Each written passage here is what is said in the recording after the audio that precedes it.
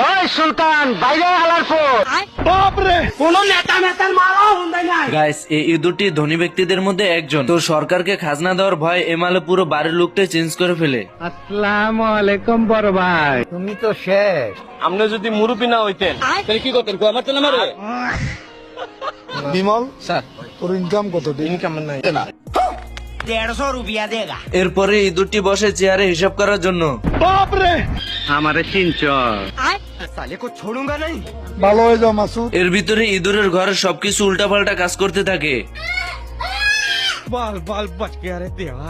এইদিকে অফিসার ভাবতে থাকে তার বাংলা মদের কারণে এসব ভুলভাল জিনিস দেখছে, তাই মদের বোতলটিকে ফেলে দেয় এবং সত্যিটা দেখার জন্য আবার ইঁদুরের বাড়িতে চলে যায়। তোরা কে কোনা আমার বাসা।